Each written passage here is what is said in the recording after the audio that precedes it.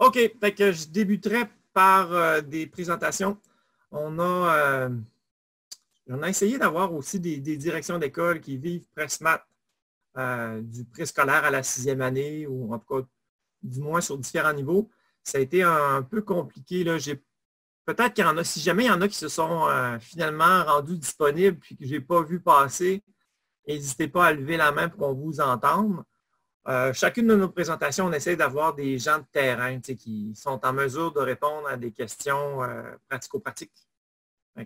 Si jamais il y en a, vous serez les bienvenus. Sinon, ben, on a des conseillers pédagogiques qui accompagnent sur le terrain. Puis je leur donnerai peut-être la parole. Évidemment, ils ne font pas un accompagnement juste Pressmat, ils accompagnent leurs enseignants. Peu importe les outils qui accompagnent, ben, ils accompagnent en conséquence. Fait que je laisserai là, Joanne. Ben, Joanne, il faut dire que c'est plus qu'une conseillère pédagogique. Hein. Joanne, elle a fait partie là, du groupe de conseillers pédagogiques qui ont inventé le dispositif Pressmat. Alors, je te laisse te présenter, Joanne. Oui, bon, ben voilà, la présentation est presque faite. Joanne Morin, conseillère pédagogique pour la commission scolaire Beau-Sept-Chemin. J'ai travaillé dans le passé là, avec Stéphane et Annie. Quelle belle équipe, quelle belle détermination, quelle belle passion aussi. Puis ça prend beaucoup d'humilité aussi, là, faire ce qu'ils font. Donc, chapeau. Donc, heureuse d'avoir participé. Puis maintenant, ben, dans le cadre de mes fonctions, évidemment, je réponds aux besoins des enseignants et à l'occasion, on lève la main pour avoir un coup de pouce là, pour s'approprier Pressmat. Voilà. Merci. J'enchaînerai avec, il y a Annie Pelletier aussi qui accompagne, comme Joanne, il accompagne ses enseignants en mathématiques, dont Pressmat. Je te laisse te présenter. Bonjour tout le monde. Est-ce que vous m'entendez? Oui? Oui. OK. Ben, c'est moi, Annie Pelletier. Je suis pour la Commission scolaire du Fleuve et des Lacs. Bien sûr, il y avait Micheline Dubé qui était avant moi, qui a fait le gros de la job, si je peux dire ainsi. Elle m'a accompagnée d'ailleurs quand j'étais enseignante au 3e cycle à utiliser Pressmat. Donc, on a quand même plusieurs enseignants dans notre commission scolaire là, qui ont... Ah, et là, la belle Micheline! Je viens de voir la binette. Fait que c'est ça, ça va bien dans notre coin. Nos profs sont pas mal autonomes. Le matériel, il est monté en grande partie. Puis c'est ça, si Micheline, tu as quelque chose à ajouter, tu ne te gênes pas. Micheline, Micheline, je te laisse te présenter parce que... Oui, vas-y, je te laisse. OK, bonjour tout le monde. Bon, Annie vous l'a dit, moi je suis une ancienne conseillère pédagogique. J'ai passé la relève à Annie l'an passé. J'ai quelques mois de retraite de fait. Je ne pensais pas d'avoir une retraite fermée, par exemple, mais en tout cas, on vit avec. Oui, moi je suis rentrée dès le début quand Stéphane nous a approchés pour Pressmat. Je trouvais l'idée très, très brillante avec tout ce qu'on avait eu comme formation à la commission scolaire pour aider vraiment à nos mathématiques. Là. On voulait vraiment avoir une façon de développer les maths plus avec une culture d'apprentissage qu'une culture d'évaluation. On était rendu là et ce que Stéphane nous proposait, bien, on a dit oui, on va essayer. On est dans les débuts, mais c'est pas grave, on se lance pareil. J'ai beaucoup de profs qui ont embarqué. Et comme Annie, elle a dit, elle était enseignante, elle l'a expérimenté. On en avait du premier au 3e cycle, beaucoup d'enseignants. Pratiquement, je te dirais, une quarantaine d'enseignants, je pense au début, là, qui ont fait, puis on a expérimenté ça avec grande satisfaction. Puis maintenant, je fais partie du CA de Pressmat, donc c'est pour ça que je suis là ce matin. C'est ma boss, c'est la supervision qu'elle est en train de faire subtilement. Et puis, ma chère Annie, je te laisse te présenter. Oui, bonjour, Annie Fontaine, en direct de Saint-Georges-de-Beauce. Alors, ça fait 5 ans que je suis dans la belle équipe de presse maintenant. Alors, j'avais fait mon bac au primaire, j'ai enseigné au primaire, j'ai enseigné longtemps les mathématiques au secondaire. Et puis, j'ai fait une bonne carrière aussi comme conseillère pédagogique au primaire en mathématiques. Et puis là, bien, depuis 5 ans, on crée, on s'amuse, puis ça me fait plaisir d'être avec vous ce matin. Merci beaucoup, Annie. Et finalement, donc, moi, Stéphane Baillargeon, j'ai aussi le bonheur et le privilège de participer à cette belle aventure-là qu'on va venir vous présenter. Mon bagage, moi, était plus en sciences au secondaire. J'ai eu par la suite une opportunité de faire partie de la solution et non pas du problème dans l'implantation de la réforme qui représentait de grands défis de changement là, dans les milieux. Puis, on gagne vite des promotions dans l'univers de la conseillance pédagogique. Fait que d'un projet pilote en sciences, je suis devenu conseiller pédagogique en mathématiques. Et pour moi, ça a été, je vous dirais que ça a été un choc quand j'ai vu de façon générale comment étaient enseignées les mathématiques au primaire. J'ai été étonné de voir comment il y avait beaucoup d'apprentis, de mémorisation, d'apprentissage de trucs et de techniques, alors que la mathématique pouvait être complètement libérée de cette mémorisation-là, de ces apprentissages de techniques à plat. Puis, je me questionnais, mais c'est pas plutôt un problème, plutôt qu'un avantage d'enseigner des trucs? Donc, tout ça, j'ai été très sensibilisé à la façon d'enseigner, mais du même coup, avec grande bienveillance, parce que j'ai appris beaucoup avec les profs au primaire. Je suis encore en amour avec les gens du préscolaire et du primaire. On doit s'inspirer beaucoup de vos pratiques en classe. Donc, vous allez vous reconnaître, là, ceux qui ont déjà été enseignants au primaire dans la proposition de Pressmath. Donc, on va se donner une structure pour que notre rencontre soit la plus efficace. Je vais partager mon écran. Stéphane, il y a M. Stéphane Bélanger qui est là. Ah, il vient de... OK, je ne t'avais pas vu, Stéphane. Alors, attends un peu. Je vais arrêter mon partage d'écran pour qu'on te voit bien. Alors, Stéphane, je vais te laisser te présenter. C'est notre partenaire corporatif essentiel pour être en mesure de travailler aux quatre coins du Québec. Alors, Stéphane, je te laisse te présenter.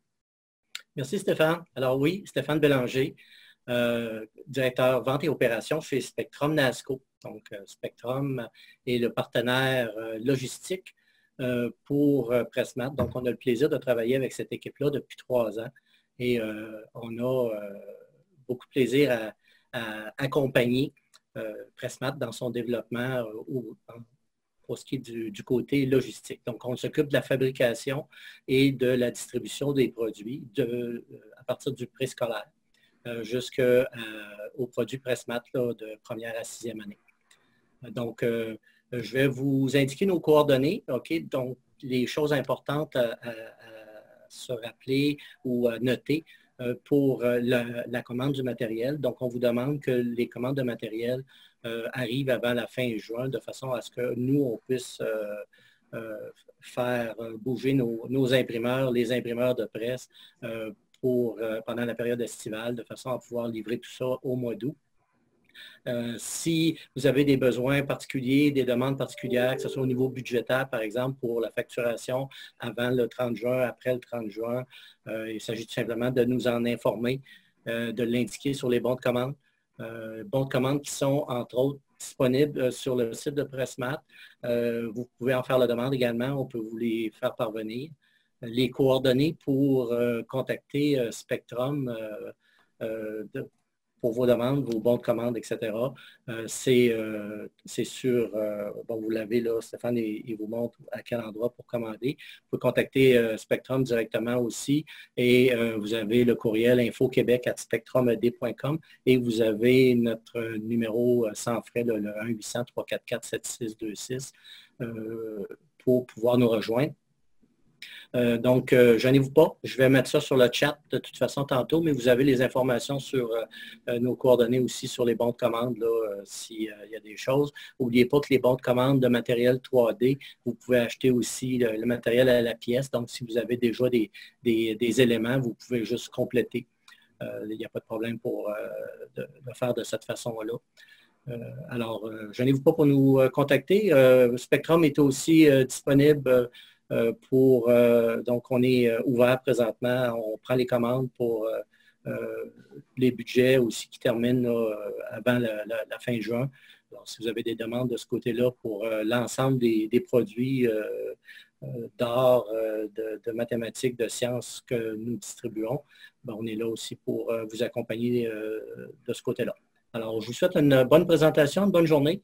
Et moi, j'ai une autre rencontre à 10h30, alors je vais devoir vous quitter dans quelques minutes. Merci beaucoup. Je te retourne la parole, Stéphane. Pour éviter, là, je viens de réaliser que je vais ajouter dans la section commandée là, vos coordonnées, ce qui n'était pas encore fait. C'est sur les bons de commande, mais je vais les ajouter aussi, le numéro de téléphone, courriel, pour faciliter la communication et cette logistique-là. Ce sera ajouté après la rencontre. OK, alors je retourne à la présentation. Donc, voici ce qu'on vous propose là. On vous propose donc d'abord de vous présenter c'est quoi notre organisme. Hein? On est un organisme sans but lucratif, ça veut dire quoi? Comment on est en arrivé à bâtir cet organisme-là? Ensuite, on va vous parler d'une stratégie de développement professionnel personnalisé. Comment on peut se réinventer en termes de formation continue devant les défis que nous faisons face? Ensuite, la présentation de la démarche proposée et des ressources à la disposition des milieux scolaires. Donc, on va vous aider à vous faire une tête. On n'ira pas trop pointu. Vous avez des présentations là, sur notre site pour en savoir plus en termes de contenu. Mais ceci dit, on répondra à toutes les questions. Après ça, peut-être un point sur comment faciliter les changements de pratique. Parce que c'est ça notre défi. Hein? Ça a toujours été ça. Ce n'est pas de changer ceux qui sont déjà changés ou ceux qui sont déjà confiants pour changer. Comment on fait pour changer la masse de nos enseignants pour permettre à un maximum d'enfants de développer son plein potentiel? Puis enfin, on vous parlera des coûts. Alors, pour ceux pour qui le projet Presse résonne, quels sont les coûts associés à ça? Ce sera en gros notre présentation. Premier point très important, puis on va le faire différemment que dans les présentations précédentes. Je vais brièvement vous raconter un peu l'historique qui nous a amené à créer cet organisme sans but lucratif qui s'appelle le PREST. Donc, on remonte dans les années 2010 environ, dans la région de la capitale nationale Chaudière-Appalaches. On avait déjà, comme dans bien d'autres régions, une culture d'entraide puis de développement conjoint. On avait des budgets régionaux pour faire des avancements pédagogiques. Alors, on n'y faisait pas exception. On a d'ailleurs mis en place nos premiers succès ont été en sciences. Sciences du préscolaire jusqu'à la fin du secondaire. Et ça a beaucoup aidé l'ensemble des commissions scolaires. Comme on était payé par les commissions scolaires à l'époque, évidemment, notre temps était dédié pour les 9 commissions scolaires de la région. On n'avait pas la légitimité et le temps de travailler à l'extérieur de la région. Puis des ressources, même disponibles gratuitement à l'extérieur d'une région, sans présentation, sans formation, sont des ressources qui ne sont pas nécessairement utilisées à leur plein potentiel. On a eu par la suite l'idée de créer un statut juridique qui nous donne la légitimité d'élargir nos collaborations à l'ensemble du Québec et même à des partenaires à l'international. C'est comme ça que le regroupement des commissions scolaires de la région 0312, unis avec des représentants des universités Laval, Sherbrooke, d'organismes du CETREC et de d'autres partenaires, on a décidé de s'unir ensemble pour créer l'OSBL PREST. Donc, comme vous le savez, un OSBL, ça doit complètement réinvestir ses ressources dans la mission qu'elle s'est donnée. Notre mission, nous autres, c'est de diffuser et de rendre accessibles les meilleures pratiques connues à ce jour. Donc, notre équipe, depuis le début, on lit les Prime, les Van der Waal, toute information provenant du ministère, toujours en ligne avec le PFEQ. Et on essaie de voir, on fait atterrir la recherche. Comment ça pourrait atterrir en classe pour aider le plus d'élèves possible à développer leur plein potentiel? Comment faire atterrir ces meilleures pratiques-là? Oui, Hélène, tu as une question. Oui, allô. Vous vous êtes inspiré aussi du nouveau référentiel en mathématiques? Oui. En tout cas, on va en glisser un mot. Là. On est parfaitement lié avec ce référentiel-là. Super. Tantôt, on a une diapositive pour faire un petit clin d'œil là-dessus. Là. Fait que je te rassure tout de suite. Je me sens bien. OK, c'est bon. Donc, c'est ça. Fait que là, en créant cet OSBL-là, on s'est donné la marge de manœuvre d'élargir nos collaborations à travers le Québec et à l'international. En 2014, on a eu la demande du ministère de l'Éducation de la Colombie. On était déjà en lien, donc en Amérique latine, pas au Canada, la Colombie, là, vraiment, pas la Colombie-Britannique, mais vraiment la Colombie en Amérique latine. On a été sélectionnés pour développer des ressources qui permettraient de rénover l'enseignement des mathématiques au primaire. On a reçu des capitaux du Sud qui nous a permis de réaliser un projet qui était inaccessible à faire au Québec. On a complètement, évidemment, toutes les ressources qu'on a obtenues de la Colombie ont été totalement réinvesties dans la production de la collection Pressmat. Donc, en français et en espagnol simultanément. Et dès lors, on a commencé à diffuser. Micheline, tantôt, parlait, elle était l'une des CS, il y en a d'autres, elle était une des CS qui a pris le risque fou d'oser se lancer dans cette grande validation-là. Les premières années n'étaient pas faciles pour nos enseignants parce que le projet n'était pas encore tout à fait mûr. Vous arrivez à un moment où il reste pratiquement plus de cailloux sur le chemin d'un enseignant. Ça reste un défi majeur, Pressmat. Dans cette présentation-là, un autre élément important pour nous, c'est le souci de vous faire une présentation la plus honnête et authentique. Puis, comme on le dit à tous les enseignants qu'on a rencontrés jusqu'à maintenant, enseigner, c'est quelque chose qui tu ne peux pas faire en dehors de toi. Ça doit être en lien avec tes valeurs et ta vision d'éducation. Tu ne peux pas t'inventer. Il faut que ça colle à ce que tu crois. Donc, nous, on va vous présenter bien humblement. Comme Joanne a dit, on est modeste parce qu'on sait qu'on se prête à la critique en ouvrant nos livres. Mais même si on sait qu'on n'est pas parfait, on est vraiment très fiers de ce qu'on va vous présenter. Puis, j'espère que vous allez voir dans ce projet-là un projet social très inclusif. Tous les CP, les enseignants qui connectent avec cette vision de l'éducation-là sont les bienvenus d'enrichir collectivement ce projet-là.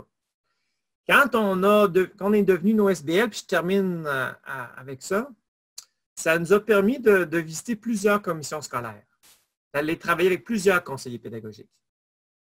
Puis une chose, moi, qui m'a heurté, c'est de voir que les enfants québécois naissaient pas avec toutes les mêmes chances en éducation. Par la force des choses, on a vraiment une grande disparité de services à l'échelle du Québec.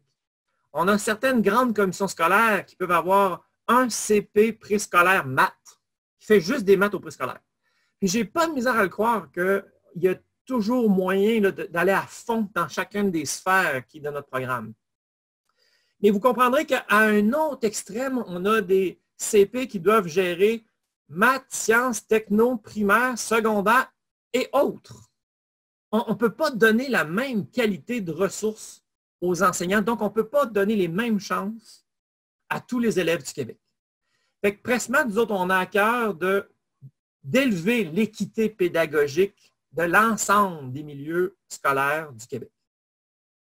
Puis grâce au statut OSBL, chaque dollar que nous recevons de l'international ou du Québec est réinvesti en totalité pour élever et développer la proposition en sciences et en mathématiques.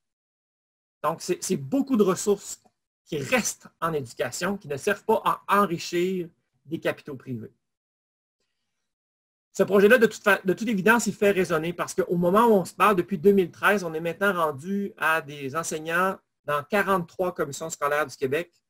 On est dans 10 pays, on est traduit en 5 langues. Il y a quelque chose d'universel dans la façon d'enseigner les mathématiques. Il y a quelque chose qu'on souhaite vous partager, c'est la fierté de notre programme. On a un très beau programme. Pas parfait, mais c'est vraiment un excellent programme qu'on a. Puis, on se doit de le faire rayonner puis de le partager. Et c'est la mission de Prest. Voilà pour ça. On passe maintenant à stratégie de développement professionnel personnalisé. Ça, c'est une curiosité qu'on a, un lien qu'on a fait, que peut-être vous avez déjà fait, mais on prend le temps d'expliquer. Donc, vous connaissez probablement tous le modèle RAI. Donc, on parle d'un modèle là, qui engendre avec des pratiques universelles documentées, prouvées par la recherche et du dépistage précoce. On identifie où on est rendu. On est capable de générer 80% d'autonomie d'apprentissage chez les enfants, ce qui est majeur. Okay? Ils n'iront pas tous réussir avec d'excellents résultats, mais 80% vont être autonomes, suffisamment autonomes pour progresser. Ça nous laisse un 15% qu'une fois identifié par notre dépistage précoce, si on a la souplesse de faire des sous-groupes de besoins, avec des besoins plus spécifiques, on est capable d'aller chercher un autre 15% qui vont devenir autonomes dans leurs apprentissages. C'est colossal. Il nous reste un 5% qui ont besoin de mesures intensives de rééducation, avec un orthopédagogue, par exemple. Donc ça, c'est un modèle qui est accepté de façon générale partout dans le monde. Pour ceux qui le connaissent, ça fait du sens. Nous, on a pris du recul sur ce modèle-là pour l'élargir. En fait, on pense que c'est un modèle qui vaut pour n'importe quel groupe d'apprenants, dont les enseignants. Donc, on peut, comme service éducatif, comme organisme OSBL, nous, on a cette préoccupation-là. Comment on peut amener 80% de nos enseignants à foncer dans le changement puis améliorer ses pratiques? Ils ont besoin, tout comme nos élèves, d'enseignement explicite. Ils ont tout le programme de mathématiques et ils ont plusieurs disciplines enseignées. Qu'est-ce qu'on met en place en mathématiques qui va faire en sorte que 80% vont changer leur pratique de manière efficace, peut-être pas parfait, mais qui va aller un pas en avant sur l'ensemble des concepts et processus et des deux compétences qu'on a développées en mathématiques.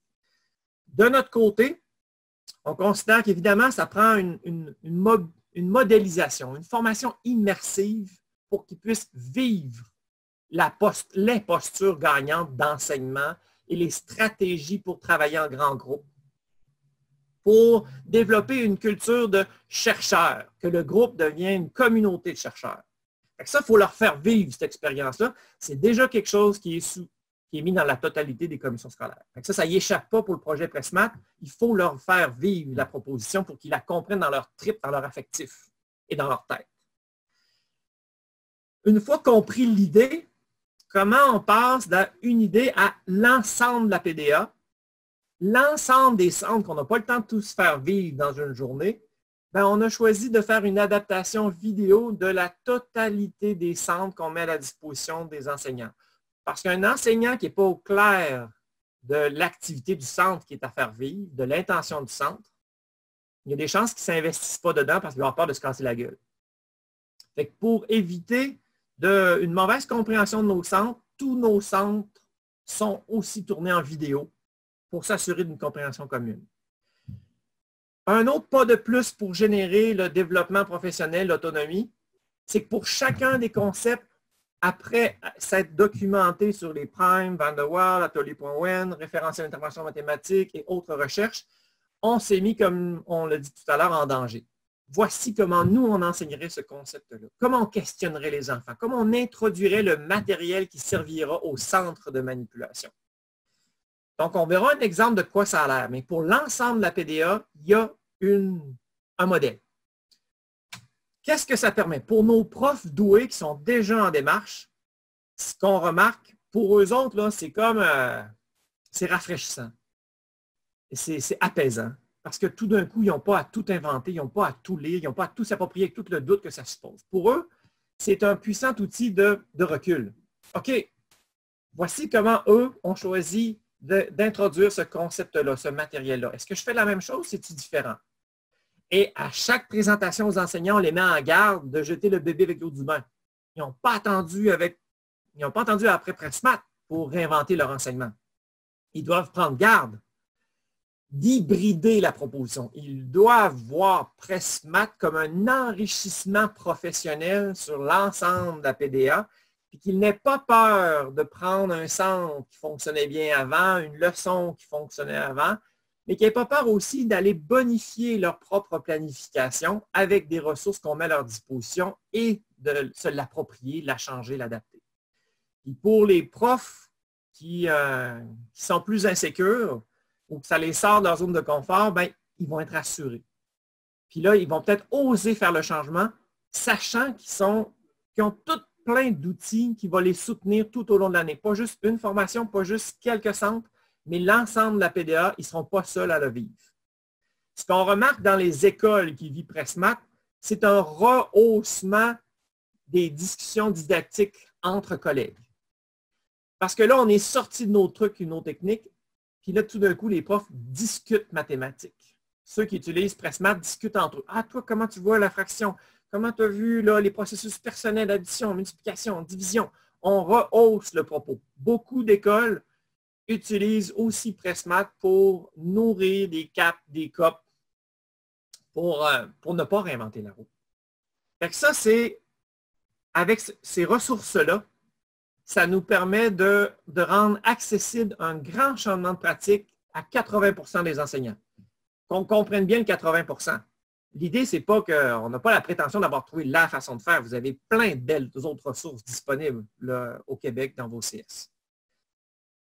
Puis, on met en garde aux enseignants, il faut qu'ils choisissent quelque chose qui leur colle à leur réalité. Mais un enseignant qui a envie de prendre Pressmat, 80 % d'entre eux sont capables d'être autonomes dans la mise en œuvre de ce projet pédagogique-là. Puis comme disait Annie tantôt, Annie Pelletier, une fois qu'ils ont eu la formation de base, qu'ils ont les ressources, ça ne crée pas une surcharge sur les épaules du CP. Je ne sais pas si tu es d'accord avec moi, Annie, Joanne, Micheline. On est d'accord? Maintenant, comme CP, parce que vous êtes plusieurs CP à se joindre à cette présentation-là, vous aurez compris hein, que les portes sont tellement grandes ouvertes pour élargir nos collaborations là, avec vous, pour enrichir le projet. Pas pour vous faire transformer en des employés de cet OSBL-là, mais ensemble, on peut encore pousser plus loin ce projet-là puis le rendre encore plus performant. Bien évidemment, dans votre stratégie de commission scolaire, vous avez toujours des formations à donner pour modéliser. Fait que vous en avez déjà fait. Il y en a d'autres à venir pour comment gérer la démarche d'apprentissage. Mais il reste, tout comme pour des enfants fragiles, on a des profs à besoin. Des profs qui sont peut-être moins à l'aise en mathématiques. C'est une bête noire pour eux. Puis qui auront besoin de plus de votre soutien pour se l'approprier. En étant libéré de 80 % d'autonomie, ça vous redonne de l'espace pour accompagner de façon un peu plus soutenue ces profs fragiles-là. Ça peut être aussi des profs qui ont des élèves à besoins particuliers intégrés dans leur classe, puis qui ont de la difficulté à adapter le projet pour permettre à tous les enfants de progresser. Ça représente des défis d'adaptation ou de modification qu'on n'a pas tous prévus. Ils ont besoin de vous pour avancer là-dedans. Mais malheureusement, ce n'est pas toujours simple de collaborer avec les services éducatifs du Québec. Certains ont peut-être pas pris le temps comme vous de découvrir que Pressmat n'était pas une maison d'édition. Vous aurez compris, on est un OSBL qui est inclusif, qui laisse place à tout bon pédagogue, CP, enseignant, directeur de bonne foi, à améliorer des ressources disponibles pour tout le monde. Pour ceux pour qui ce n'est pas possible de collaborer, on a un dispositif pour permettre à ces profs fragiles-là de les récupérer. Donc, on ne peut pas faire l'accompagnement en classe. Pour le moment, ce n'est pas quelque chose de possible à l'échelle du Québec, évidemment. Ceci dit, on a des profs de plus en plus dans différentes régions qui ont vécu Pressmat pendant 1 an, 2 ans et qui peuvent faire vivre une démarche dans leur CS. On le voit ailleurs, ça peut se faire en d'autres endroits aussi. Ce qu'on a, c'est par contre, on a des groupes Facebook pour chacune des réalités, degré 5, degré multi-âge, adaptation scolaire, name it. On essaie de faciliter le réseautage entre enseignants qui ont la même planification.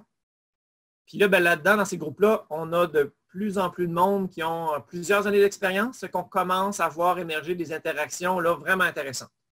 On est très rigoureux dans le sens qu'on ne tolère aucun trollage, là, pour prendre l'expression de mes adolescents. Là. Tous ceux qui ont quelque chose de pas constructif, de déplacé, est averti une fois et après une quitte, on le jette du groupe en dehors. On va aussi proposer des ateliers Zoom pour chacune des réalités, avec des profs qui vivent le quotidien, pour leur permettre d'anticiper chacun des thèmes à venir. Quels sont les enjeux? Quels sont les défis d'organisation? Parce que la première étape d'un prof dans l'appropriation d'un matériel, c'est est-ce que je suis capable de gérer les nouveaux centres, mais les approprier, le temps, le matériel? Ça, c'est le genre de préoccupation quand on initie le changement. Le deuxième niveau de préoccupation que les profs vont avoir, Au début, ils vont être très collés sur la proposition pédagogique. Ils vont la suivre pas à pas face à l'insécurité. Mais rapidement, une fois qu'on a fini un tour de roue, les profs, le deuxième niveau de préoccupation, c'est comment questionner les enfants plus efficacement.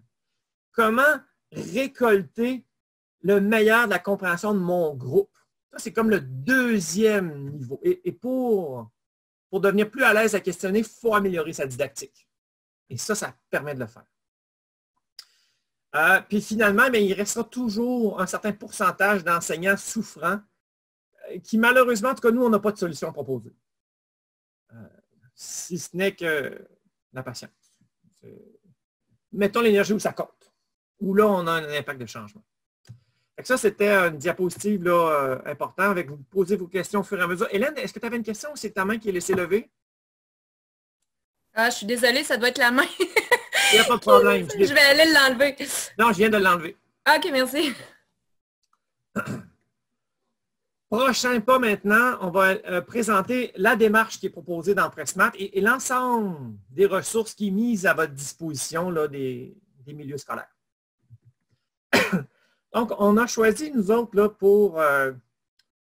on a comme transformé toute la PDA. On les a emballés dans des thèmes, 6 thèmes par année de façon générale. Fait qu'on a essayé de faire un emballage affectif, donner envie de vivre des mathématiques. Et chacun de ces thèmes-là a la même structure.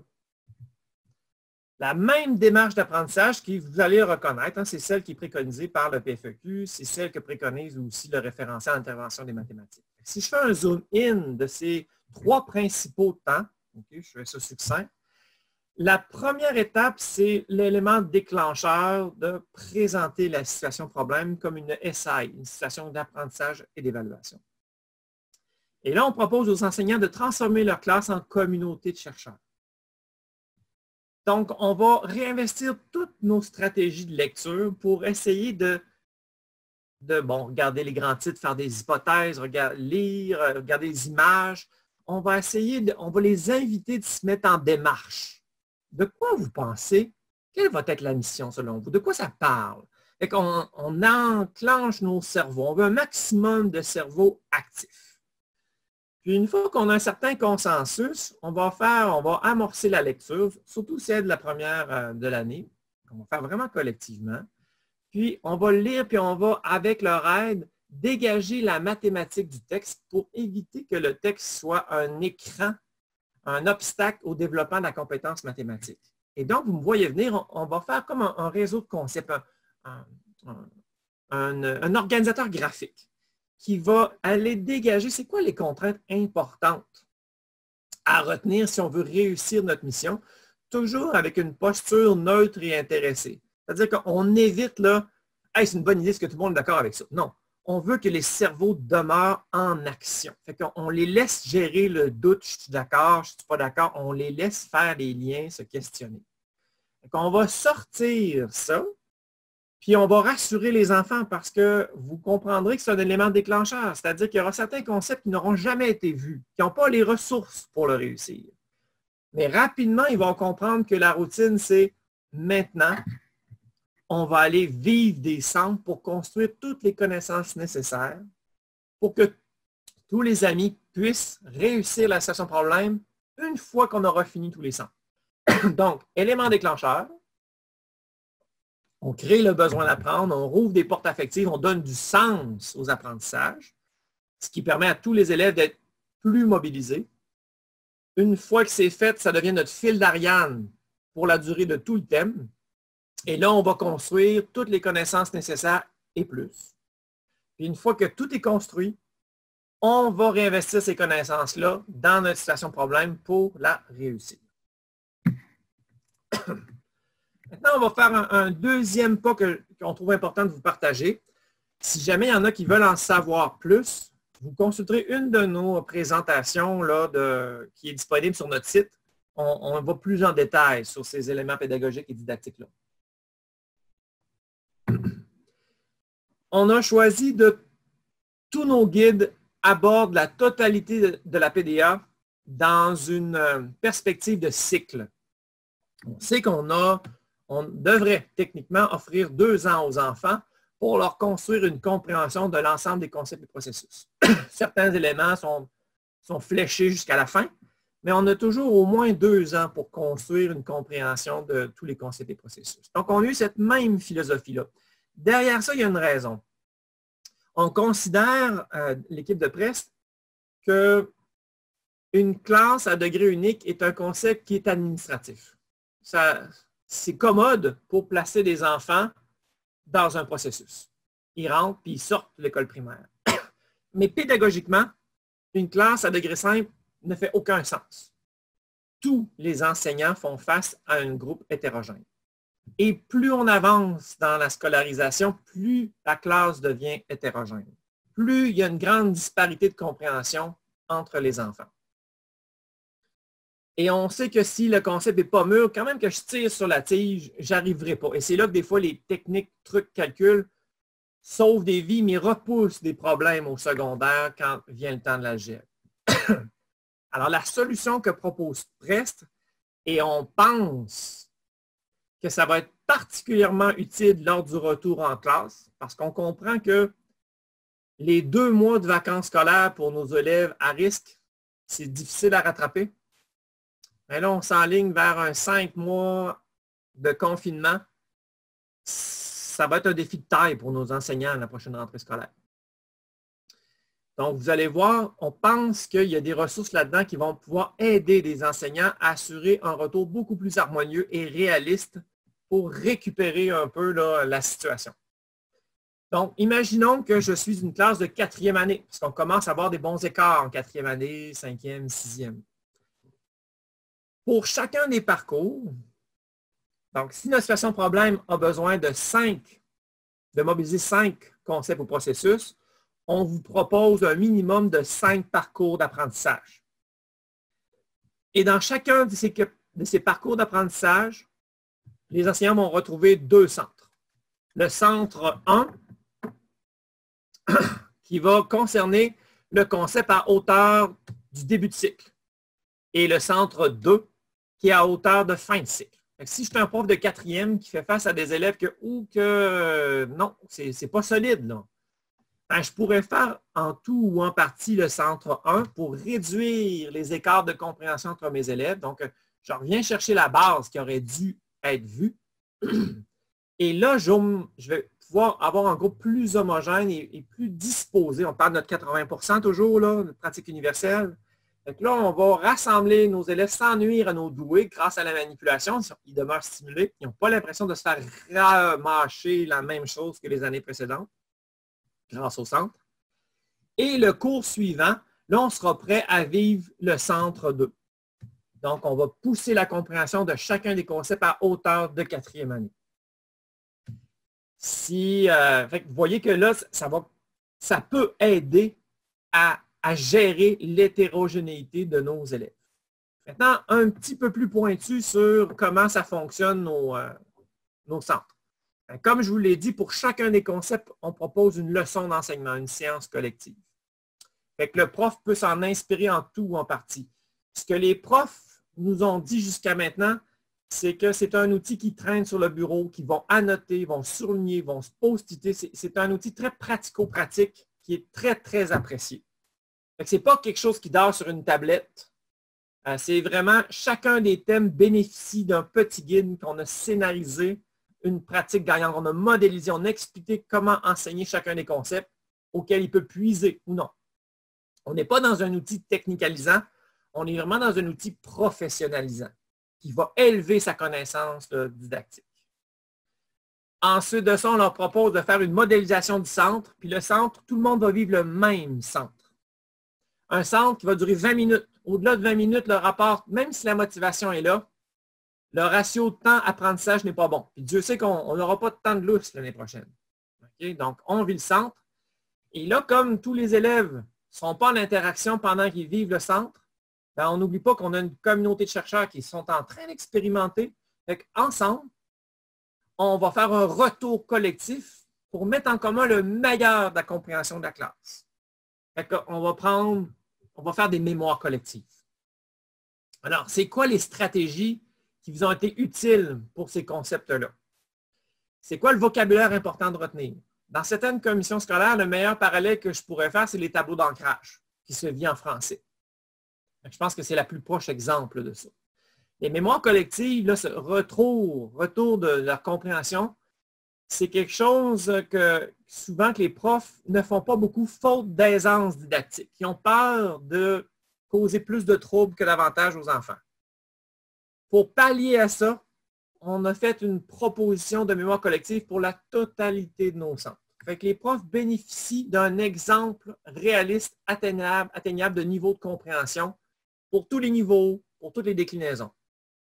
Donc, on leur recommande d'aller jeter un coup d'œil à notre mémoire collective avant de vivre le centre pour être au clair de l'intention didactique. Qu'est-ce qu'on souhaite que les enfants comprennent là-dedans?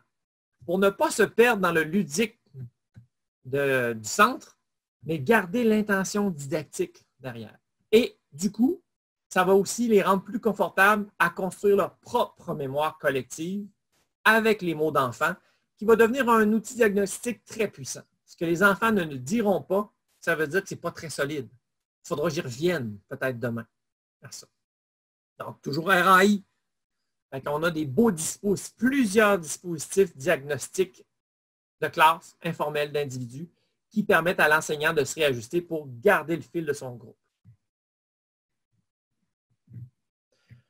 Pour chacun de nos centres, on a des outils aussi multimédia. Chacun de nos centres, on a un résumé de en quoi consiste le centre. Et on voit en haut à droite un code QR qui appelle une vidéo qui vient présenter la manipulation qui est proposée de faire. Donc, si on fait des sous-groupes de besoins, un élève a été absent, on travaille avec l'orthopédagogue. Fait que tout le monde peut partager une compréhension commune de l'activité. D'ailleurs, l'orthopédagogue peut avoir vraiment une place très heureuse là-dedans, que ce soit en classe, que ce soit en groupe là, flottant, qu'on sort des élèves. Puis on est tout à fait ouvert de leur donner accès aux orthopédagogues aussi qui le souhaitent pour faciliter. Ils sont très heureux de voir tous les centres, toute la construction par la manipulation. Il y a une belle collaboration à avoir. Voici un exemple de leçon d'enseignement, comme je vous disais. Donc, pas à pas, on rassure nos enseignants. En ce moment, on a beaucoup d'appels d'enseignants qui ont laissé leur guide à l'école, qui ne peuvent pas l'avoir, puis qui voudraient avoir ces séances collectives-là. Comme c'est là, on a un grand défi, nous autres. Hein? On est un tout petit joueur dans cette forêt de géants qui sont les maisons d'édition qui ont des moyens financiers que Pressmat n'a pas. Fait que ce qu'on a de plus précieux, c'est notre propriété intellectuelle. Puis comme c'est là depuis quelques années, on voit bien que les maisons d'édition sont en train d'imiter notre vocabulaire, notre structure, notre démarche. C'est bien imité, hein, parce qu'ils ne peuvent pas avoir le contenu que notre communauté possède. Ça, c'est pas comparable. Mais il faut rester quand même prudent dans notre façon de faire circuler nos ressources à nous autres, surtout numériques. On offre des feuilles support pour aider l'enseignement, mais aussi pour faire vivre les centres, de manière à ce que même une classe qui est peu équipée en matériel 3D puisse le vivre. On ne veut pas que l'argent soit un frein d'un prof qui veut s'engager dans le changement. Il y a des feuilles support dans son guide qui peut imprimer au fur et à mesure. Cependant, faire quelques centres puis faire toute la PDA ensemble, vous comprenez qu'il y a beaucoup plus de préparation, de découpage, etc. Donc, les feuilles support dont on recommande de les commander directement déjà imprimées en bonne quantité pour un groupe de 26 au Prespectrum. Mais si vous préférez, les profs peuvent le commander à la pièce. Ceci dit, même si, je ne sais pas moi, il y a 20% qui ne prendront pas parce qu'il y avait déjà des centres montés, ben, on constate que le temps gagné à sélectionner, lire, photocopier, ben, il est largement compensé. Ce n'est pas contradictoire à l'idée d'hybrider. C'est juste leur aider à faire gagner du temps puis mettre leur énergie là où ça compte, pédagogiquement, pas technique.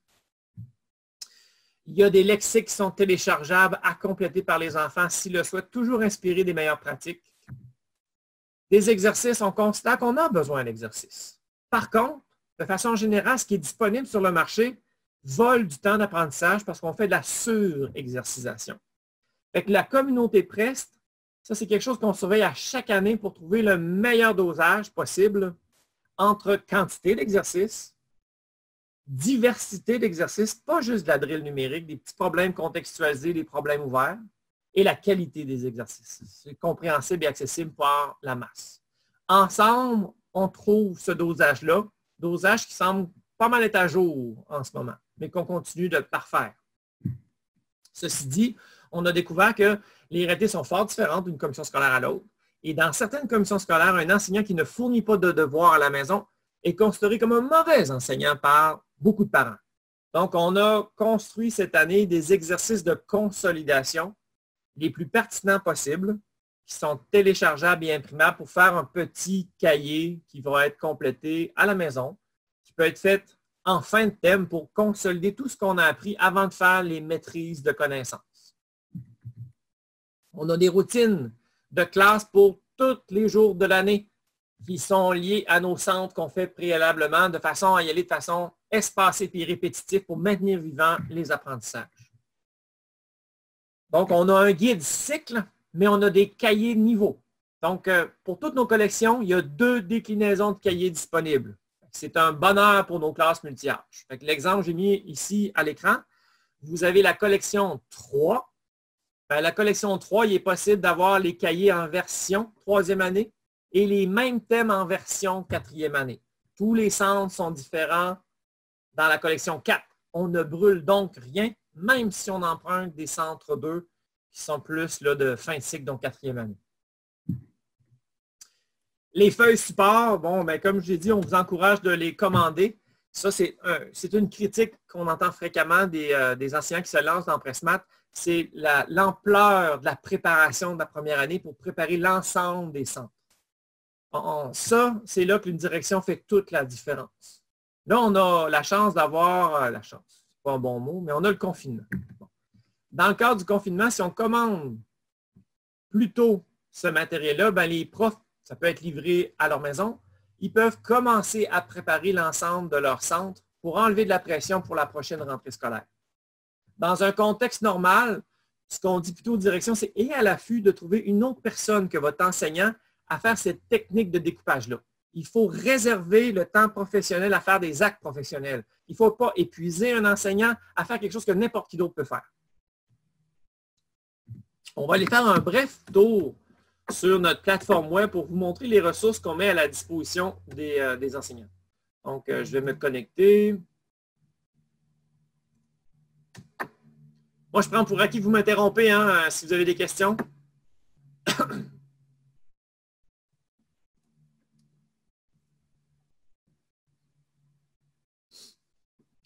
Donc, en mathématiques primaires, alors si je vais en 3e année, quand on rentre en 3e année, d'entrée de jeu, on a des ressources qui sont d'intérêt général, qui sont valides pour toute l'année. Dont, entre autres, une formation qu'on a captée, qu'on a donnée dans une commission scolaire, qu'on a filmée. Donc, ça, si on ne peut pas se voir physiquement, au moins, il y a ce filet de sécurité-là pour comprendre la proposition, comment utiliser le projet PressMath. Puis, il y a d'autres ressources, dont le lexique, tout ça. Puis après ça, quand on va sur le centre, si on va sur le thème, disons le roi Zénus, on a fait une adaptation en capsule vidéo de plusieurs moments clés pour s'assurer d'une compréhension, pour documenter les meilleures pratiques, pour permettre aux enseignants de se former de manière personnalisée. Ils ont eu votre formation, ils ne se souviennent plus des éléments qui étaient implicites lors de votre formation. Bien là, ils peuvent aller consulter les capsules vidéo, peuvent consulter le guide qui va les aider à se rappeler. Ah oui, c'est vrai, dans la formation, ils nous avaient fait vivre telle affaire. Bien, tout est documenté pour pouvoir s'y référer, pour à nouveau le réinvestir et se l'approprier. Et vous avez, si on descend la page, plein de ressources en lien avec le thème sélectionné. On a donc des outils TNI, on a plein d'outils pour faciliter les SAE et SE, on a les exercices de consolidation, etc. Tant qu'être sur le site, j'en profite pour vous montrer autre chose. On vous a dit qu'initialement, PressMath avait acquis des lettres de noblesse, en tout cas un certain succès, au niveau de ses ressources en sciences et technologies. Donc, si je m'en vais sciences, 2e cycle, ou... Ah non, je vais aller... Bon, 2e cycle. Fait qu'on a plusieurs sujets. Puis si on en rouvre un, bien, on a pris le temps de documenter tout l'accompagnement qu'on a fait en classe. On l'a documenté en capsule vidéo pour aider le prof à vivre le succès dès la première année. Fait qu'il y a un guide pédagogique téléchargeable. Il y a des cahiers d'expérience Word qu'il peut éditer. Une liste de matériel pour être capable d'être proactif, là, puis de déjà préparer à l'avance son sujet. Puis quand on rentre dans toutes nos capsules, chaque période, on a quelle est l'intention de la période, c'est quoi le matériel qu'il faut prévoir et des vidéos qui vont leur permettre, comme je disais tantôt, de vivre le succès du premier coup. C'est comme si les besoins se ressemblent, hein, comme CP. Hein. On va d'une classe à l'autre, les questions se ressemblent beaucoup. Ben, on les a documentées, ces questions-là, puis ces trucs-là. Je reviens à la présentation.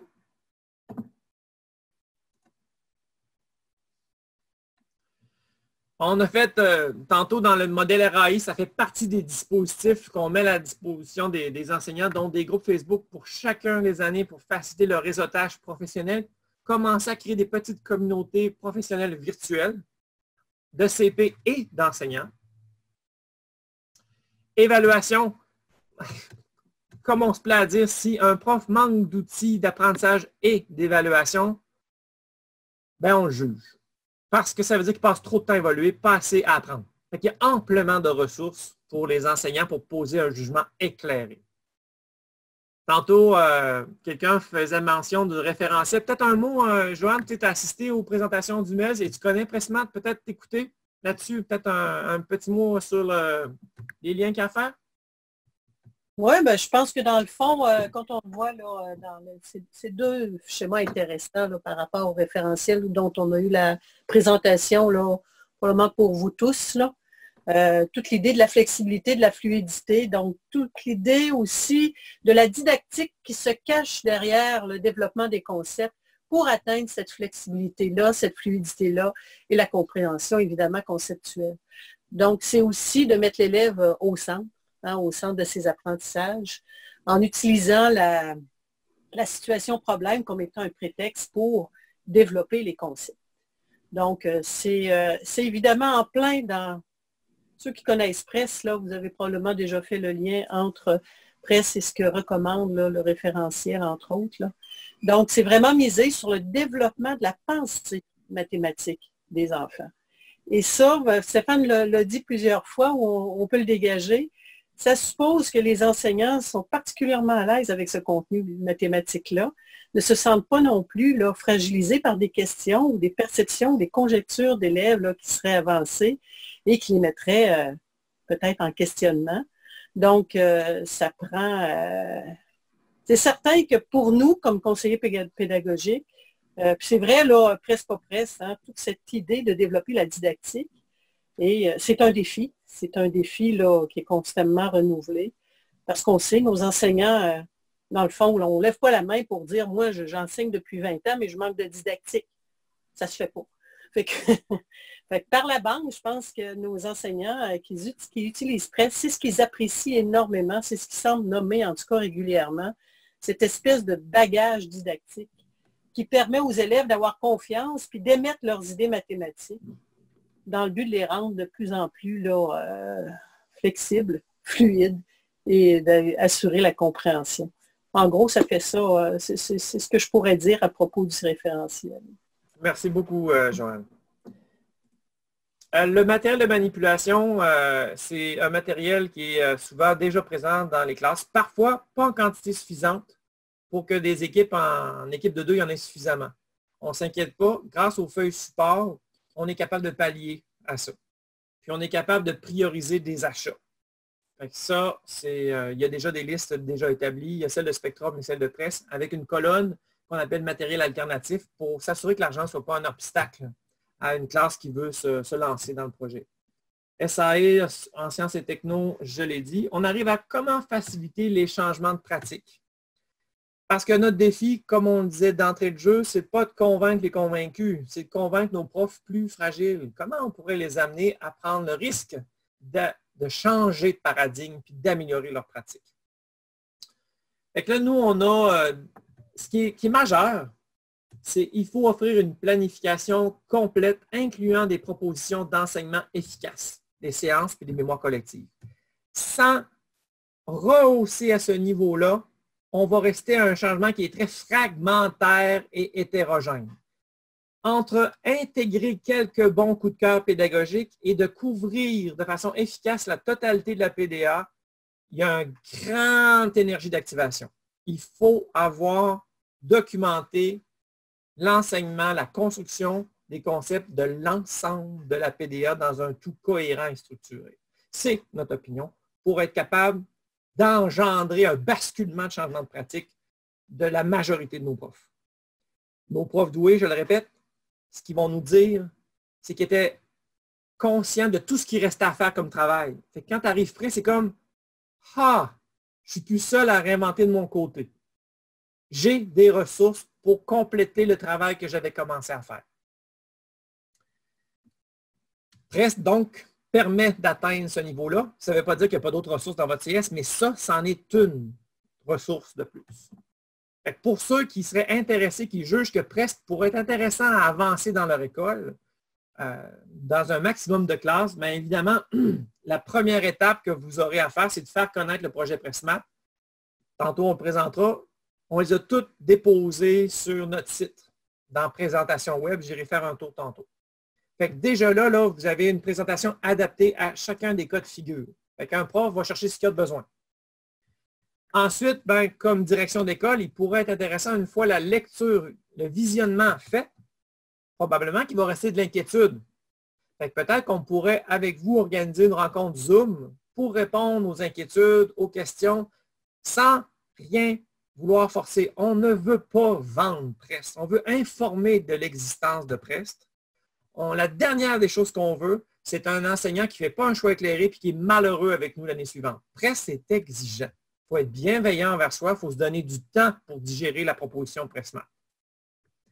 Ensuite, comme direction d'école, comment faciliter l'implantation à ceux qui se lancent? Parce qu'au début, souvent, on va travailler avec les profs volontaires qui vont devenir comme des mini-laboratoires de classe, comme des mini-projets pilotes dans l'école, qui vont après ça permettre à nos profs plus frileux de voir, ben c'est pas si pire. Ah, ben ça a l'air le fun.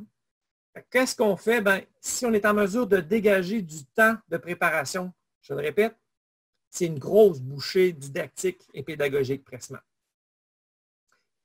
Si on peut donner du temps, c'est une clé de changement, surtout pour nos profs novateurs. Eux, la courbe est plus abrupte que pour ceux qui vont suivre par la suite. Faciliter la préparation du matériel de manipulation. Donc, on peut profiter du confinement pour leur donner accès plus rapidement pour qu'ils aient le temps de se préparer et de diminuer la pression de la rentrée scolaire. L'achat de matériel 3D, c'est un beau nanan. Si on est capable de dégager un peu d'argent pour compléter ce qu'ils ont déjà en classe, ils peuvent prendre notre liste comme inventaire, identifier qu'est-ce qu'ils voudraient commander. C'est une belle récompense pour les équiper. Ce qui est important comme direction d'école aussi, c'est encourager vos enseignants à demander de l'aide au fur et à mesure. La première année est exigeante. Il ne faut pas laisser monter des malaises. Il y a une équipe, nous, on répond dans les 24 heures à toutes les questions qui nous viennent soit de courriel, soit de Facebook. Il y a des rares exceptions. Je ne dis pas que ça n'arrive pas des fois où on en échappe, mais je veux dire, à 90-15% des temps, on répond rapidement. Mais évidemment, notre souhait, c'est vraiment de collaborer avec les CP. C'est là qu'on devient vraiment performant ensemble. Que vous êtes la personne significative, mais à vous non plus, on ne veut pas que vous réinventiez la roue. Fait que vous avez un accès de téléphone rouge avec nous autres pour échanger. On fait de brèves rencontres, 1, 2, 3 par année. Les CP qui sont disponibles pour faire des suivis. On les enregistre, on les rend disponibles. On est en train de développer une belle culture de collaboration. Comme c'est là, c'est un peu étrange, on a presque plus de collaboration en Amérique latine que dans les commissions scolaires du Québec. On espère changer ça rapidement. Et encourager vos enseignants à participer à la formation de base. Ceux qui arrivent avec le guide, les cahiers, les feuilles support sans avoir eu la formation pour commencer l'année, ben, ils se fragilisent eux-mêmes. Comme direction d'école, il faut les encourager au minimum à consulter nos capsules de formation continue.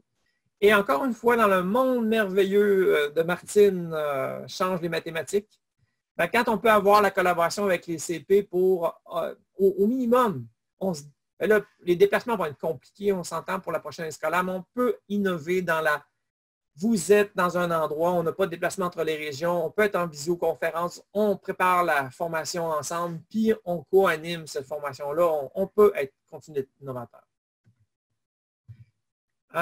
Les coûts maintenant.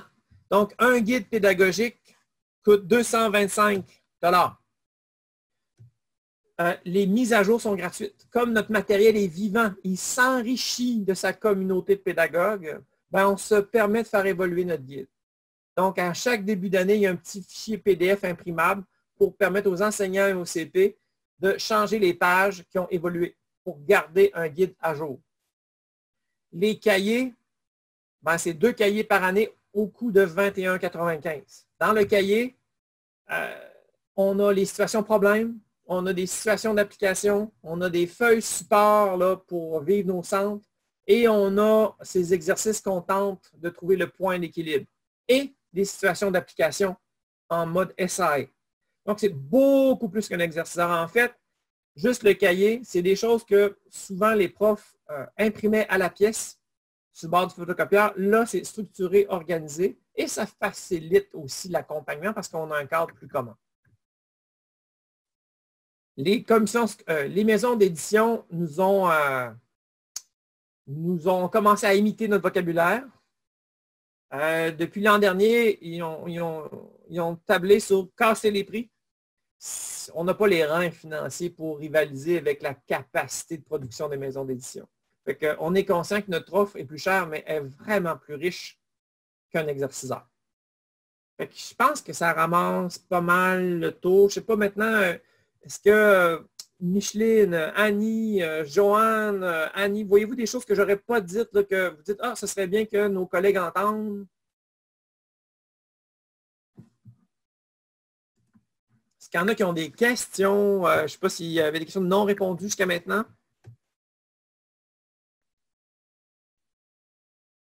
Moi, j'aurais peut-être une question. Oui. Peut-être te présenter? Oui, c'est ça, j'essaie de me voir. Oui, je suis là. Alors, Isabelle Rouleau, je suis directrice pédagogique dans une école primaire à Montréal. Donc, moi, je vous ai découvert par l'entremise d'une de mes enseignantes en 6e année qui était dans un forum sur les médias sociaux et qui a découvert donc votre collection par l'entremise d'une autre enseignante et qui m'en a fait part. C'est sûr que, bon, je viens d'écouter la présentation, ça me parle beaucoup. Moi, c'est une enseignante en 6e année, donc ils sont 3. Je me demandais si, bon, ça m'intéresse vraiment beaucoup. J'aime beaucoup la façon que vous apportez les choses, tout le support au niveau didactique aussi des mathématiques, super important. Je me demandais juste si c'est juste mes 6e années qui l'abordent l'année prochaine. Est-ce que on est mieux de commencer quelque chose en cycle, que ce soit les 5e et 6e années qui travaillent dans la même façon de faire, ou si on peut faire, comme vous aviez dit tout à l'heure, un micro, un essai avec nos 6e qui devient un laboratoire pour les autres classes, donc pour motiver les autres si ça fonctionne bien et voir tout l'impact que votre matériel peut avoir sur les autres, ou si on est mieux de fonctionner en cycle quand on fait l'introduction de PressMath. Ben, écoute, en fait, je n'ai pas de réponse là, pointue parce que c'est vous qui connaissez mieux vos enseignants, votre réalité. Ben, dépendamment de l'équipe de 5, au minimum, ce qui peut être intéressant, c'est que là, l'équipe de 6e année a levé le drapeau pour un intérêt. Peut-être que ça peut être le prétexte de leur partager la présentation 5e année pour qu'ils en fassent le visionnement, pour voir si ce n'est pas quelque chose qui leur plairait comme équipe cycle, sans nécessairement l'imposer, parce que de pousser dans le fond de la gorge un matériel qui n'est pas choisi, on se met, dépendamment en tout cas de la gang que vous avez, ce n'est pas nécessairement un avenir facile. Mm-hmm. Mais puis, en termes de cohérence, ben, notre collection est cycle, hein, fait qu'on couvre toute la PDA en 5e et en 6e année. C'est certain que plus il y a de cohérence dans l'école, pas juste dans le cycle, dans l'école, c'est sûr qu'on va pousser plus loin la compréhension des enfants. Oui. Mais, je veux dire, même au 3e cycle, c'est un peu moins dans la culture manipulée. Okay? Fait que si par bonheur, vos enfants, au moins en 6e année, ont la chance de manipuler davantage pour revisiter leur compréhension des concepts, surtout dans le contexte de confinement, qui va être vraiment à point, oui. Ben, ça fera au moins cette clientèle-là qui va être mieux préparée à vivre son secondaire. Et peut-être ça donnera envie aux autres. Mais le premier pas, ce serait peut-être de proposer à vos enseignants de 5e année de visionner sur notre site la présentation 5e année pour demander leur opinion. Est-ce que ça vous intéresserait d'en savoir plus? Et après, on pourrait organiser une visioconférence pour répondre aux inquiétudes, aux questions aussi, de façon honnête, transparente. On ne veut pas là, que ce projet-là devienne lourd à porter pour des enseignants par la suite. Il faut qu'ils fassent des choix éclairés. Il faut qu'ils soient conscients dans quoi ils s'embarquent. Oui. Et elle m'avait partagé, ben, disons que j'ai une enseignante de 5e année qui a pris connaissance parce que l'autre lui en a parlé. Donc, elle est allée voir la vidéo, ça lui intéressait. Elle m'a partagé la liste du matériel 3D qu'on aurait besoin pour soutenir les cercles. Puis elle se demandait est-ce que l'école va être capable de débourser tout ce montant-là pour occuper, pour que les 5e et les 6e puissent travailler en même temps, ce qui veut dire 6 classes. Bon, le matériel, là, on peut le gérer de façon, s'ils ne font pas les mathématiques en même temps, on peut imaginer, dans un premier temps, équiper. D'abord, il y a toujours le matériel 2D. Les profs vont avoir accès à la liste de matériel avec les feuilles pour savoir qu'est-ce qui est à prioriser comme achat, pour répartir l'équipement de nos classes. Après, on peut faire une première phase où on a le matériel sur roulette, puis on fait les mathématiques à des temps différents pour rendre disponible pour plus d'une classe certains matériels. Ça, c'est une autre alternative qui est tout à fait viable. C'est sûr que plus le temps avance, c'est le fun que chaque prof soit équipé, mais il faut se donner le temps. Mm-hmm. OK. Mais OK, peut-être une chose. Dans toutes nos collections, vous avez toujours une section consulter nos extraits. Peu importe le chemin que vous prenez, première, deuxième, multi-âge, troisième cycle. Si on va en 6e année qu'on est en train de parler, si on clique sur consulter nos extraits, vous allez tomber sur notre Google Drive. Puis, dans notre Google Drive, si on va en collection 6, en même temps, je vais me permettre de vérifier parce que peut-être que je ne l'avais pas déposé. Si ce n'est pas le cas, je vais le déposer.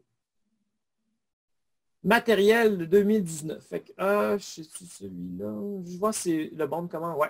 Fait qu'on a le matériel de manipulation 6e année. Fait que vous voyez toujours la colonne matériel alternatif. Fait que vous êtes capable de choisir être stratégique sur vos achats en fonction du budget disponible. OK, on aimerait tout équiper au fil des ans, mais voici ce que les profs vont prioriser. D'accord. OK, merci. Tantôt, c'est vrai, je disais que je vous montrerai là, où consulter. Je suis caché par ma bande, 2 secondes. OK. Ici? Non. Non, je l'ai fermé. Presse-note. Juste vous montrer où on a archivé l'ensemble des présentations. Il n'en manque pas gros. Si vous allez dans présentation web, vous avez la présentation préscolaire, puis après ça, de première à 6e année, multi-âge 1, 2, 3, 4, 5, 6, et la présentation qu'on a faite aux classes d'adaptation scolaire. Vous en avez pour couvrir tous les besoins probablement, en tout cas la majorité des besoins de vos enseignants de votre école. Ça. Puis vous avez le dossier Google Drive de presse que je viens de vous présenter. C'est un autre chemin d'accès pour consulter des extraits de guides, de cahiers, de listes de matériel, de bons de commande, etc. Stéphane, on avait une question. On voulait savoir, est-ce que la formation de base, c'est la webconférence? Bien, écoutez, là, on manque d'informations.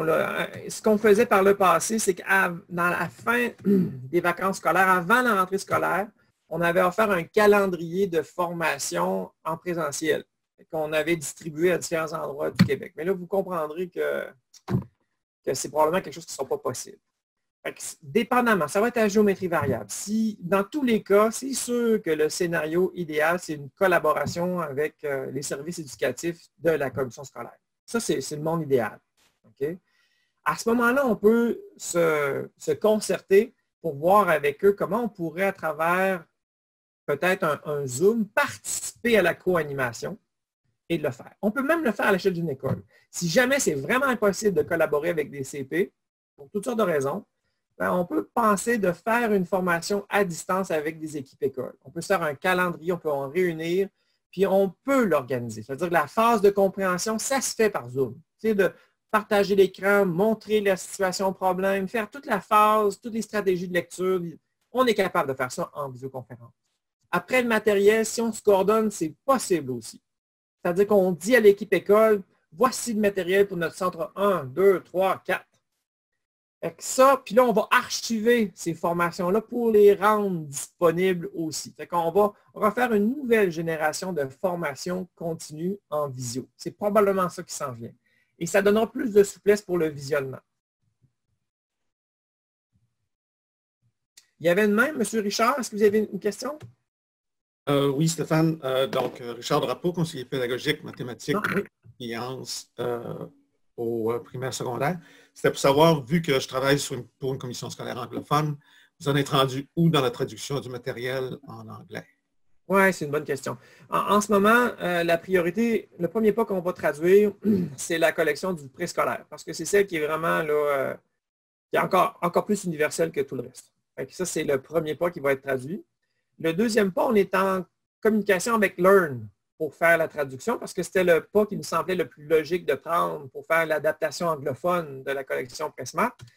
Ben, malheureusement, dans le cadre de confinement, ils en ont plein leur culotte, Learn, parce qu'ils sont en soutien à l'ensemble des commissions scolaires anglophones pour les aider, les soutenir dans le cadre de confinement. C'est qu'ils n'ont pas de disponibilité en ce moment pour traduire. Mais c'était la voie qu'on avait pensée. Si on trouve d'autres alternatives, imaginons un CP qui se lance là-dedans, on pourrait penser autrement. Ça, c'est un volet qu'on fait là, qui va être financé par Spectrum. Et nous, on est comme le creuset pédagogique francophone. Puis après ça, on souhaiterait faire une déclinaison. On a fait celle qui est, on l'a traduit en espagnol, en roumain, en portugais, mais en vietnamien, mais là, on voudrait le faire en anglais maintenant. Puis on voudrait le faire avec un partenaire québécois qui comprend notre culture. Mais là, à quelle vitesse on va faire ça, là, impossible de le dire en ce moment. D'accord. Merci. Ouais. Richard Raymond, c'était vous que j'avais vu la main levée. Oui. Bonjour. Je présume qu'il y a plusieurs conseillers pédagogiques là, parmi nous aujourd'hui. Fait que là, il y a comme un rôle que moi j'ai en tête qui est le pont. Bon, vous savez, le conseiller pédagogique essaie de faire le pont entre la recherche, le programme et la pratique en classe. Donc, c'est une zone importante que moi, j'identifie dans mon rôle. Tout à l'heure, et on le partage totalement. Oui. Et je reviens sur certaines assises. En fait, vous avez parlé à deux moments dans la rencontre, Stéphane, de partenariat avec l'Université Laval, d'une part, et, disons, des appuis sur la recherche sur des ouvrages en nommant Van de Waal et Prime. Donc, deux questions. Les partenaires avec l'Université Laval, est-ce qu'on peut avoir les noms de ceux qui participent, les didacticiens ou les chercheurs qui sont associés avec vous? Et peut-être qu'il y en a d'autres aussi. Et la même chose, vous avez parlé de Van de Waal et de Prime. Est-ce qu'il y a d'autres recherches? Est-ce qu'il y a des recherches qui appuient, des articles de recherche là, qui viennent soutenir un peu la démarche en particulier de PressMath et les activités comme telles, les centres d'apprentissage et tout ça? Okay. Bon, encore une fois, en toute transparence, hein, c'est la seule façon de travailler. Alors, l'Université Laval puis l'UQAR, Campus Lévis, sont les deux universités qui siègent sur notre conseil d'administration. Et là-dessus, on a, du côté de l'UQAR, on a Thomas Rajoute, qui est didacticien en mathématiques. Puis, du côté de l'Université Laval, on a Isabella Oliveira. Donc, ça, c'est nos deux téléphones rouges didactiques du côté du Québec. On a aussi des partenaires avec des universités d'Amérique latine. Je pense à l'Université de Los Andes, à l'Université nationale de la Colombie. Et puis, on travaille avec l'équipe aussi du ministère de l'Éducation du Panama. On travaille avec d'autres partenaires, mais on a la même didactique dans laquelle on peut grandir. Pour ce qui est d'une liste bibliographique, je pourrais vous acheminer d'autres ouvrages qu'on consulte aussi. Mais ce qui est plus important de retenir, c'est que nous, ce qu'on veut, c'est de constamment s'améliorer d'une manière accessible. Parce qu'on comprend que, comme encore une fois, il faut s'inspirer des meilleures pratiques d'enseignants. Alors, c'est quoi un bon enseignant? C'est un enseignant qui est capable de cerner où est mon groupe, avoir en tête là où je veux l'amener, je vais changer de main, avoir en tête où je veux amener, puis c'est quoi la marche accessible pour amener mes petits à monter. Comme conseiller pédagogique, on doit avoir ce même souci-là. Alors, où en sont mes enseignants? Où je veux les amener? Et quelles sont les marches pour les porter plus haut? Fait que nous autres, on présente humblement une proposition qui est appuyée par la recherche, mais qu'on a la conscience que tout est perfectible. Et ce qu'on cherche dans nos alliances de collaboration, c'est des gens qui font partie de la solution. Il ne s'agit pas, on n'est jamais dans une dynamique de trouver l'erreur, on est dans la dynamique de trouver comment on peut améliorer le projet, de manière à toujours demeurer accessible. Comme par exemple, un prochain chantier qu'on voudrait faire. c'est pousser encore plus loin une approche par résolution de problèmes. Offrir une alternative pour chacun de nos centres où on met plutôt les enfants face à un défi. Voici, avec ce matériel-là, comment on pourrait faire telle chose? Plutôt que de expliciter une stratégie de comment utiliser le matériel, puis après ça, de les laisser réinvestir, puis de trouver d'autres chemins dans certaines équipes. Ça, on a choisi sciemment de le mettre beaucoup plus directif dans la perspective qu'on veut amener un changement massif de pratique. Fait qu'on se dit que nos profs les plus novateurs, qui vont laisser place encore plus de démarches de résolution de problèmes, ils vont l'ouvrir par eux-mêmes. Ils ne s'enfermeront pas dans quelque chose. Ils vont se donner le droit s'ils sont rendus plus loin. Parce qu'ils vont trouver ça ennuyant de refermer ça. Ils veulent de l'ouverture. Fait que ça, on prévoit déjà faire une déclinaison de l'ensemble de nos centres qui serait disponible en annexe de chacun de nos guides. Comment on peut rendre encore plus ouverts nos centres pour transformer ça encore plus proche d'une communauté de chercheurs authentique. Fait qu'on pourra acheminer d'autres références bibliographiques. Puis, évidemment, on ne peut pas dire qu'on a tout lu, ce serait évidemment faux. Hein. Personne ne peut avoir tout lu ce qui était disponible. Mais on pourra vous partager là, les principales assises. Ne serait-ce que les principales assises sont vraiment ça. Prime, Van der Waal, Atelier.on, c'est vraiment la base. Après ça, il y a Mélanie Tremblay qui a fait vraiment des belles recherches là, pour le développement de la pensée algébrique qui nous a beaucoup inspiré pour prévenir des problèmes qui arriveront au secondaire, puis d'autres chercheurs aussi qui ne me viennent pas nécessairement en tête. Mais on reste de base des conseillers pédagogiques comme vous, qui, au fil des années, cumulent un savoir, puis qui essaient de le rendre accessible pour la majorité.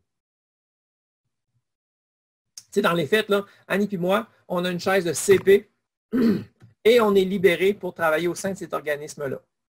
Puis nos commissions scolaires d'origine envoient une facture à presse pour qu'on puisse payer, pour que ça ne coûte rien à la CS qui nous prête pour ce projet-là. D'autres questions? Ça ferait le tour.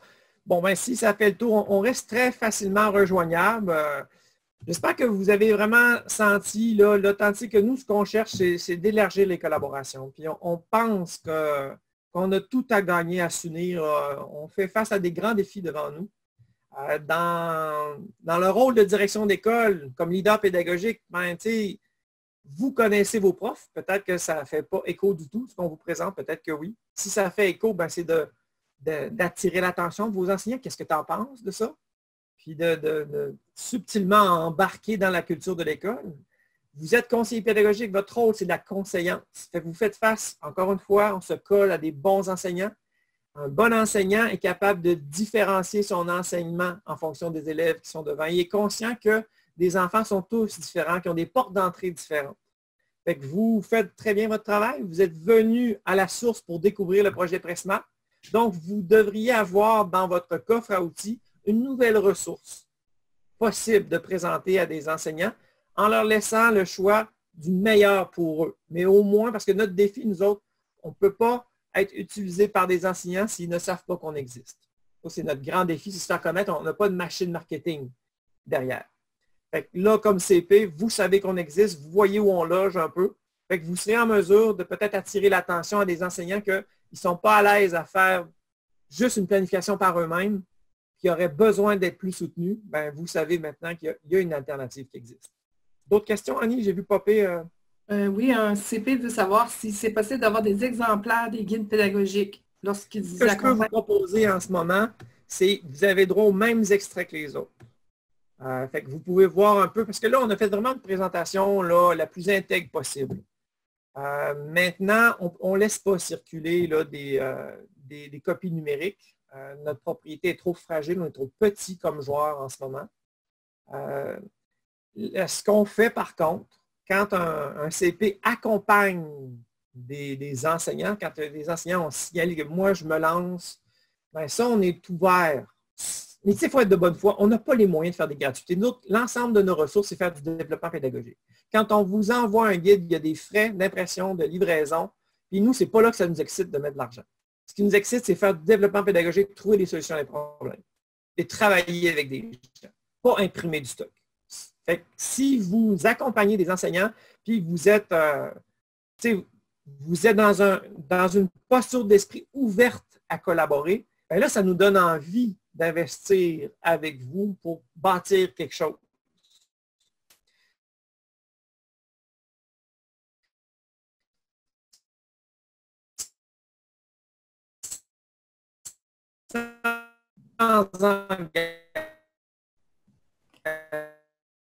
On n'entend plus.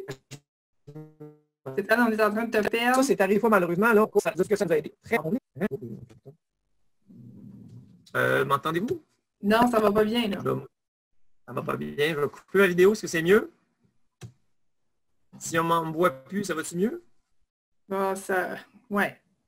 Ça va mieux. En tout cas, Richard m'entend mieux. Il y a une personne qui a levé la main, Stéphane. Oui. Alors, peut-être que j'avais des choses à censurer puis que ça s'est coupé comme ça, mais retenez qu'on veut faire partie de la solution avec gros bon sens. On n'a pas les moyens d'envoyer des guides partout au Québec. Donc, on vous demande d'être stratégique dans votre demande. Si vous accompagnez pour vrai des profs, puis que vous voulez les accompagner là-dedans, on peut vous faciliter la vie, mais il faut un minimum de bonne volonté. Fait que communiquez avec nous, on trouvera des solutions. Mais on ne peut pas envoyer là, les guides de nos 6 collections at large comme ça, on n'a pas les moyens de ça. D'autres questions? Oui, tu avais une question de Annie Todd. Oui. Qu'est-ce qu'elle dit, Annie Todd? Elle a levé la main. Annie Todd, veux-tu prendre la parole? Je me restais avec la face. Quand même. Annie, as-tu des papes? Annie, je vais essayer de la voir pour lui mettre son micro, ça a de la misère. Annie, tu peux lui mettre, là? J'ai mis. Est-ce que vous m'entendez? Oui, oui, on t'entend bien. OK, j'ai une petite icône vis-à-vis mon micro, alors je ne pouvais pas l'activer. Pas de problème. Ma question, en fait, c'est un commentaire aussi parce que la CP qui pose la question est associée avec moi. Présentement, on s'est parlé la semaine dernière. Moi, toute l'école, on a commandé votre matériel de la maternelle à la 6e année en 3 exemplaires par niveau parce qu'on a 3 enseignantes. On embarque vraiment on est vendu. Puis encore ce matin, je suis encore plus heureuse que les profs, mais convaincue parce que je suis très heureuse de ce que j'ai entendu. Parce que moi, c'est vraiment dans une optique de développement professionnel. Je ne voulais pas les encarcaner dans un matériel didactique. C'est ça qui me faisait peur au départ, mais là, j'ai vraiment compris que c'était pas du tout ça, puis ça me plaît. Pour répondre pour faire du pouce sur la question de Sylvie, la conseillère pédagogique, c'est qu'en fait, je lui ai demandé de nous accompagner là-dedans. Fantastique. Sauf que là, c'est sûr que je comprends sa question. Là, nous, on a déjà investi beaucoup de sous à renouveler le matériel didactique. Puis elle, je ne sais pas là, si elle allait aller faire des demandes avec le service éducatif. Donc, on va voir si c'est possible qu'elle puisse se procurer le matériel. Sinon, dans un but d'accompagnement, est-ce que ce serait possible d'en avoir un exemplaire pour elle, pas papier, mais numérique, là, comme ça pourrait être en mesure de mieux nous accompagner? Bon, la première des choses là, qui est très facile à mettre en place, là, puis qui est à peu de coût là, pour tout le monde, là. La première des choses à mettre en place, c'est que nous autres, on offre un accès web gratuit aux conseillers pédagogiques qui accompagnent les enseignants. Plus que ça, je veux dire, un enseignant curieux qui voudrait faire un pas de plus dans la compréhension de la proposition PressMath, on prend pour acquis qu'en éducation, on est tous des gens de bonne foi. Là. À partir du moment où il y a une adresse de commission scolaire, il se dit conseiller pédagogique, on lui donne volontiers un accès pour un an, renouvelable à chaque année, en cas de besoin. Ça, déjà, la CP va pouvoir voir le cahier, va voir tous les vidéos qui présentent chacun de nos centres, va voir les mémoires collectives de chacun de nos centres. Avec les connaissances que la CPA, en voyant le fil d'arrivée didactique qui est notre mémoire collective, est capable de savoir comment on l'a travaillé avant. Déjà, là, elle est capable de préparer sa venue en classe. Mais c'est sûr que l'idéal, c'est qu'elle dispose là, des guides. C'est sûr que pour nous, ça représente quand même des bons frais. Je comprends. Encore une fois, on veut être de bonne foi. On est capable peut-être de trouver une façon de dire, bon, je ne sais pas moi, si à la campagne, là, bon, déjà votre cas, c'est déjà une très bonne justification. On peut peut-être commencer avec quels sont les niveaux qui est moins à l'aise. Parce que dépendamment de sa culture comme CP, est-ce qu'elle était plus au premier cycle, au deuxième ou au troisième cycle, il y a peut-être des guides qui seraient plus importants pour elle d'obtenir pour être encore sentiment de compétence accéléré sur ce projet-là. Ça peut être un avenue.